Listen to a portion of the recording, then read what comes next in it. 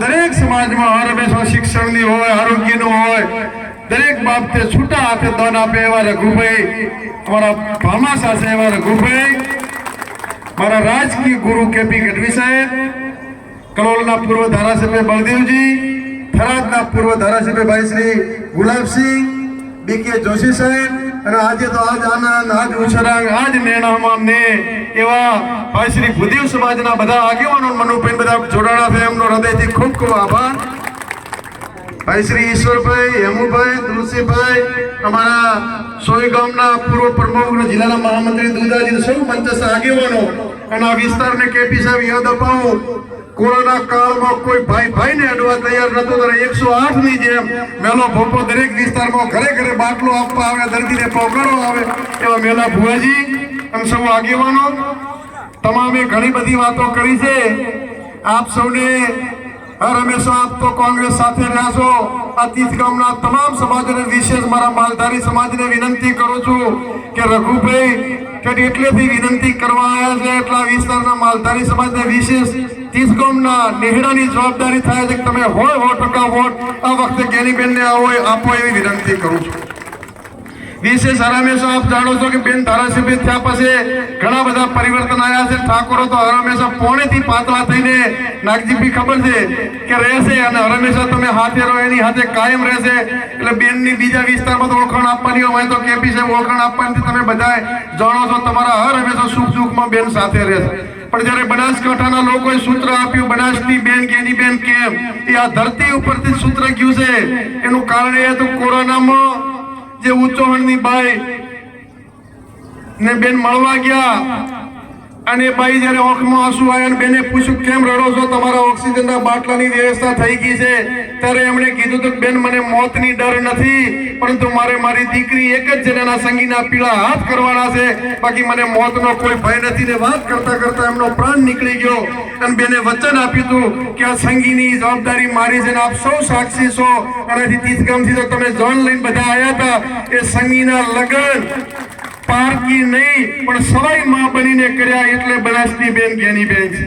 ત્યારે આપને વિનંતી કરું છું, અને આજે રઘુભાઈ, હું ભાજપને રઘુભાઈ છે એટલે ચેલેન્જ કરું છું આપણા આગેવાનોને, બનાસકાંઠાના કોઈમાં હિંમત હોય કેપી સાહેબ તો ચેલેન્જ કરું છું, ધણીધરના મંદિરે આવે અને મારી સાક્ષી અને રઘુભાઈની સાક્ષી આવીને સોગંદ ખાય કે હમણાં 15-20 દિવસ પહેલા રબારી સમાજ ઉપર નિર્દોષ ઉપર કેસ કર્યો, ને કેસ ખોટો ના કર્યો હોય, ધરણીધરે સોગંદ ખાય તો ઠાકરસિંહ રબારી રાજકારણ છોડી દે અને તમે કહો તો ભાજપનો ખેસ પણ પહેરવા તૈયાર છું.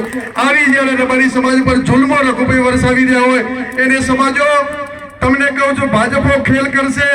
ભાઈ ભાઈ વચ્ચે, સમાજ વચ્ચે દંગા ફેલાવવાનું કામ કરતી હોય તે ભારતીય જનતા પાર્ટી. હમણાં જૂઠાણા ફેલાવા ઘણા આવશે, ત્યારે રબારી સમાજને ખાસ વિનંતી કરું છું કે આપ જોજો, ખૂબ ઊંડું વિચારજો. ઘણા ગપગોળા આવશે કે ઠાકોર લખેલ ગાડી હશે ને કોઈ ઉપર હુમલો કરશે, ત્યાં રબારી ઉપર ઠાકોરોએ કર્યો, ઠાકોરો ઉપર રાજપૂતોએ કર્યો, રાજપૂત લખેલ ગાડીઓ ફરશે, રબારી લખેલ ગાડી ફરશે કે રબારીએ ઠાકોરો ઉપર હુમલો કર્યો. એ લોકોને ખબર છે કે અમે હારા છે એટલે કાવા દાવાની રાજનીતિ કરવાના છે. ત્યારે આપ સૌને વિનંતી કરું કે આપ ચેતજો. હમણાં ભાજપની એક મોટી સભા થવાની કેપી સાહેબ ડીસામાં, તો એ લોકો કહેવાના કે આ બનાસકાંઠાના ડેરીના કારણે દિલ્હીના લાખો લોકો હવારમાં ઉઠીને 1 લાખ લોકો ડેરીની ચા પીને દિલ્હીમાં જાગે છે.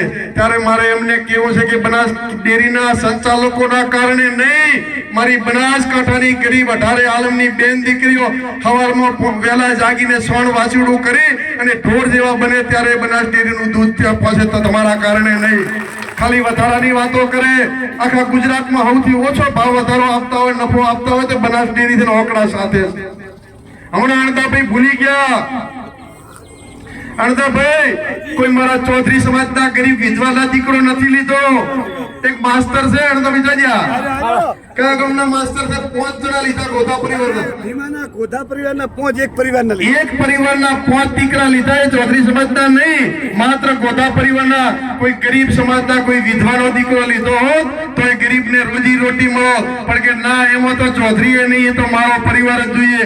માત્ર પરિવારવાદ, બનાસકાંઠા બહારથી આવીને લોકોને દબાવવાની રાજનીતિ હોય, એ રાજનીતિને જવાબ આપવાનો સમય પાક્યો છે. ત્યારે 18 આલમને વિનંતી કરું છું, બનાસકાંઠાની તમામે સમાજે પહેલી વખત એવો બનાવ બન્યો છે કે જ્યારે દેશને આઝાદીની જરૂર હતી ત્યારે સરદાર ભગતસિંહ હોય, સરદાર પટેલ હોય, ગાંધીજી હોય, ટાટા ટોપે હોય, એ બધાને ટાટા ને બિરલા અને જવાહરલાલ નહેરુનો મોતીલાલનો પરિવાર જ્યારે ફાળો આપી અને અંગ્રેજોને ભગાડવા માટે લડતા હતા.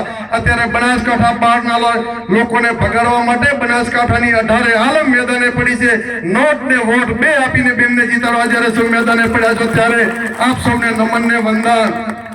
આપ સૌને વિશેષ એ પણ કહું છું કે આ વિસ્તારમાં હર હંમેશા તમારા આશીર્વાદ રહ્યા છે.